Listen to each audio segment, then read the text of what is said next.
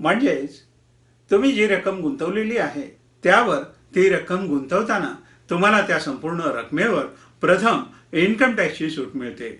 म्हणजे येथे सर्वप्रथम तुम्ही जो टॅक्स भरणार आहात तो टॅक्स भरण्याची आवश्यकता राहत नाही। तुम्हाला झालेला हा पहिला फायदा। आज आपण एक महत्त्वाचा विषय बघणार आहोत, गुंतवणुकीचा। होय, गुंतवणुकीचाच विषय आहे।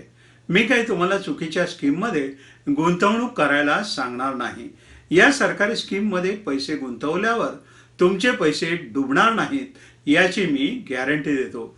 तसेच या गुंतवणुकीवर तुम्ही चक्क 3 वेळा इन्कम टॅक्स वाचवणार आहात। ही स्कीम नक्की कोणती आहे ते आज आपण जाणून घेऊया। चला तर मग तयार आहात ना तुमच्या फायद्याच्या या स्कीम बद्दल जाणून घेण्यासाठी? मित्रांनो, या सरकारी स्कीममध्ये कमीत कमी 500 रुपयापासून तुम्हाला वर्षाला 1.5 लाखापर्यंत गुंतवणूक करता येते आणि त्या संपूर्ण रकमेवर तुम्हाला इन्कम टॅक्स देखील वाचवता येतो। आहे की नाही गंमत? या स्कीम अंतर्गत तुम्ही महिन्याला कमीत कमी 50 रुपये किंवा त्याच्या पटीत वर्षाला जास्तीत जास्त 1.5 लाख रुपये गुंतवून त्यावर आयकरामध्ये पूर्ण सवलत मिळवू शकता। मित्रांनो, बँकेत ज्यावेळी तुम्ही एखादी रक्कम फिक्स डिपॉझिट करता त्यावेळी त्यावर मिळणाऱ्या व्याजावर बँका 10% TDS देखील कापून घेतात। परंतु या सरकारी स्कीममध्ये तुम्हाला मिळणारे व्याज हे करमुक्त व्याज असते। म्हणजे त्यावर कोणत्याही प्रकारे TDS कापला जात नाही किंवा आयकर भरावा लागत नाही।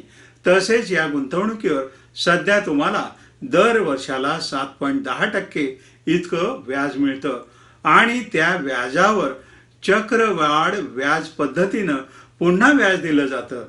हा सुद्धा एक या स्कीमचा महत्त्वाचा फायदा आहे।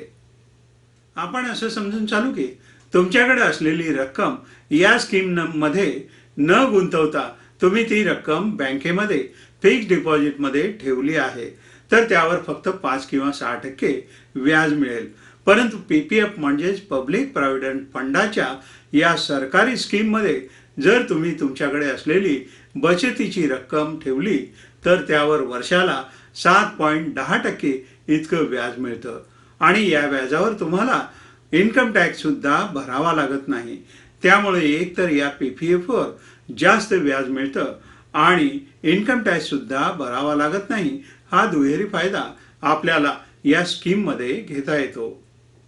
बरं का मित्रांनो, PPFच्या नियमानुसार तुम्ही जर प्रत्येक महिन्याच्या 5 तारखेच्या आत PPF अकाउंटमध्ये पैसे जमा केले तर तुम्हाला अकाउंटमध्ये जमा केलेल्या रकमेवर पूर्ण महिन्याचं व्याज मिळतं। समजा जर तुम्ही ही रक्कम 5 तारखेनंतर तुमच्या PPFच्या अकाउंटवर जमा केली तर मात्र त्या महिन्याचं व्याज तुम्हाला मिळत नाही। हे सुद्धा या ठिकाणी तुम्ही लक्षात घेणं अत्यंत आवश्यक आहे। आता तुम्हाला प्रश्न पडला असेल की तुम्हाला PPF अकाउंटमध्ये पैसे कसे जमा करता येतील? खरं तर PPF म्हणजेच या सार्वजनिक भविष्य निर्वाह निधीमध्ये तुम्हाला पैसे गुंतवायचे असतील तर तुम्ही सरकारी बँकेत म्हणजेच राष्ट्रीयकृत बँकेत PPFचं अकाउंट उघडून त्यात तुम्ही पैसे भरण्यास सुरुवात करू शकता। आणि समजा जर तुम्ही ग्रामीण भागात राहत असाल तर तुम्हाला प्रश्न पडेल की बँक तालुक्याच्या ठिकाणी आहे, मग आम्हाला कसे पैसे भरता येणार किंवा अकाउंट कसं उघडता येणार? तर घाबरू नका मित्रांनो, कारण तुमच्या सोयीसाठी सरकारनं हे अकाउंट अगदी पोस्ट ऑफिसमध्ये सुद्धा उघडण्याची सोय करून ठेवली आहे। त्यामुळे तुमच्या गावातील पोस्ट ऑफिसमध्ये जाऊन तुम्ही PPF अकाउंट उघडून या योजनेचा लाभ घेऊ शकता। आता आपण बघणार आहोत PPF अकाउंटमध्ये भरलेले पैसे आपल्याला कधी काढता येतील। मित्रांनो, तुम्ही सर्वप्रथम हे लक्षात घ्या की तुम्ही PPF अकाउंटमध्ये भरलेल्या पैशावर इन्कम टॅक्सची सूट मिळवली आहे। त्यामुळे तुम्हाला या अकाउंटमधून लगेच पैसे काढता येत नाहीत। यासाठी मुदत असते 15 वर्षाची। म्हणजेच 15 वर्षानंतर तुम्हाला या अकाउंटमध्ये भरलेले पैसे तुम्ही व्याजासकट परत मिळवू शकता। जर तुम्हाला पैशाची अत्यंत गरज असली तरी 6 वर्षापूर्वी तुम्हाला तुमचे पैसे काढता येत नाही किंवा तुमचं अकाउंट बंद देखील करता येत नाही। म्हणजे तुमचे पैसे जास्तीत जास्त 15 वर्षासाठी किंवा कमीत कमी 6 वर्षासाठी लॉक होतात। हे या ठिकाणी तुम्ही लक्षात घेणं अत्यंत गरजेचं आहे. आणि जर समजा तुम्हाला अगदी नड असेल तर काही विशिष्ट कारणासाठी म्हणजेच तुमच्या मुलांच्या उच्च शिक्षणासाठी 6 वर्षानंतर शिल्लक रकमेपैकी काही रक्कम तुम्हाला काढता येईल, परंतु सगळे पैसे काढता येत नाहीत, हे तुम्ही या ठिकाणी लक्षात घ्यावं. जमा रकमेपैकी फक्त थोडी रक्कम तुम्हाला 6 वर्षानंतर काढता येते. 15 वर्षानंतर मात्र तुमच्या खात्यावर जमा असलेली रक्कम आणि त्यावर संपूर्ण व्याज तुम्ही काढून घेऊ शकता आणि त्या व्याजासहित मिळालेल्या रकमेवर तुम्हाला 1 रुपया सुद्धा इन्कम टॅक्स द्यावा लागणार नाही. म्हणजेच तुम्ही जी रक्कम गुंतवलेली आहे त्यावर ती रक्कम गुंतवताना तुम्हाला त्या संपूर्ण रकमेवर प्रथम इन्कम टॅक्सची सूट मिळते. म्हणजे येथे सर्वप्रथम तुम्ही जो टॅक्स भरणार आहात तो टॅक्स भरण्याची आवश्यकता राहत नाही. तुम्हाला झालेला हा पहिला फायदा. दुसरा फायदा म्हणजे गुंतवलेल्या रकमेवर दर वर्षाला जे व्याज मिळते त्यावर तुम्हाला 1 रुपयाचा सुद्धा टॅक्स भरावा लागत नाही. आणि तिसरा फायदा म्हणजे या अकाउंटची मुदत संपल्यानंतर तुम्ही गुंतवलेले जे काही पैसे असतील ते व त्यावर मिळणाऱ्या संपूर्ण व्याजावर तुम्हाला सरकारला टॅक्स देण्याची गरज भासत नाही. तर मित्रांनो, आहे की नाही तुमच्या फायद्याची तिहेरी लाभाची पीपीएफ योजना.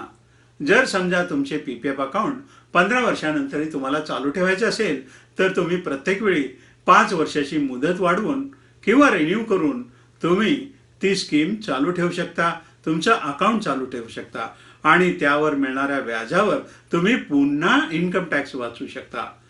त्यामुळे तुम्ही तुमचं खातं पुन्हा 5 वर्षांनी रिन्यू केलं तरी तुमचे पैसे काढण्यासाठी तुम्हाला 15 वर्ष थांबायची गरज भासत नाही.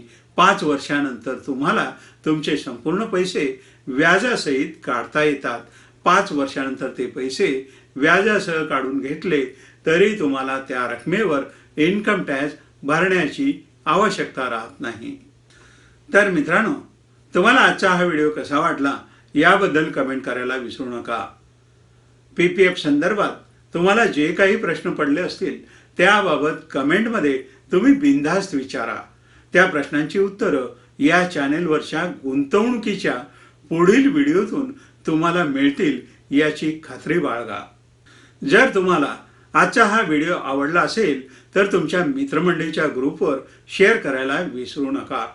लाईक करा, शेअर करा, सबस्क्राईब करा. माझे अशाच प्रकारचे कायद्याचे आणि तुमच्या फायद्याचे व्हिडिओ लगेच मिळण्यासाठी बेलच्या बटनावर क्लिक करून नोटिफिकेशन ऑन करायला विसरू नका. धन्यवाद.